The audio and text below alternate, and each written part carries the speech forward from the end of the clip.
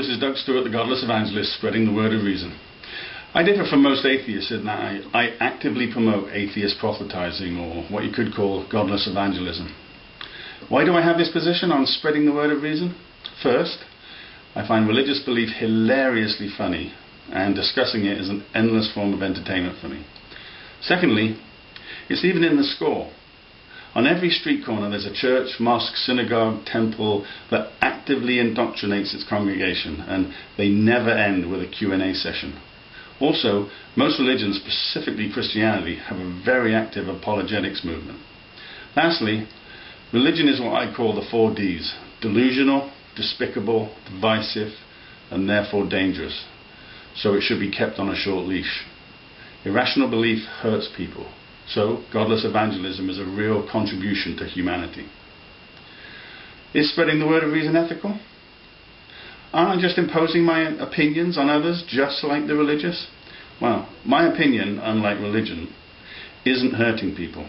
It may hurt people spiritually, but that's the individual's problem. Secondly, every believer imposes their irrational religious opinion on me when they enter the voting booth. Isn't spreading the word of reason politically incorrect? Why do we tread so softly when we talk about religion? Etiquette implies that religion is privileged or even revered, and therefore it gets a free pass. But why? Is it because discussing religious beliefs at a minimum is uncomfortable?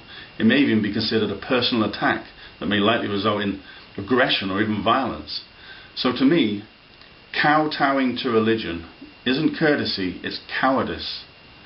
We've bent over backwards to not implicate religion in recent acts of terrorism, from the murder of Dr. George Tiller to the army murders at Fort Hood. Not only should these acts be considered acts of terror, no different from 9/11, but the blame should be placed squarely on the shoulders of religious belief.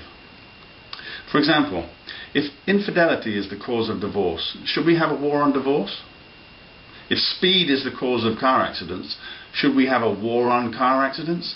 If cholesterol is the cause of heart attacks, should we have a war on heart attacks? So, if religion is a cause of terror, should we have a war on terror? No. We should be having a war on religion. We are strangling ourselves with our political correctness. Why is spreading the word of reason really spreading the cure for disease?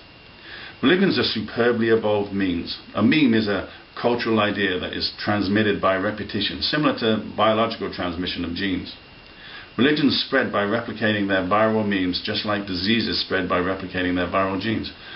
Religious mimetic viruses infect human culture, just like biological viruses infect the human body. Medical science has made great strides in eradicating biological viruses. But how do we know that these viruses are bad? Well, because they hurt people. But don't religious mimetic viruses hurt people?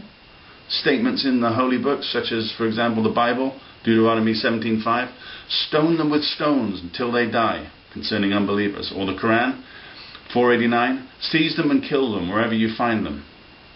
Biological viruses are physical entities that can be seen under a microscope, where religious viruses are ideas and considered free speech, so protected under the Constitution, under the freedom of religion.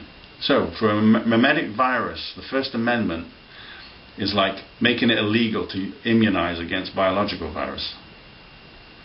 Am I advocating doing away with the First Amendment? Absolutely not. I don't propose putting my foot on the brakes of free speech. I propose putting my foot on the accelerator.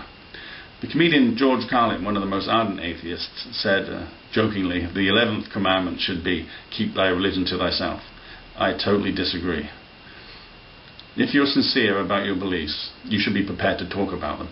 Just as easily as asking how someone's doing, talking about the weather, or discussing your favorite football team.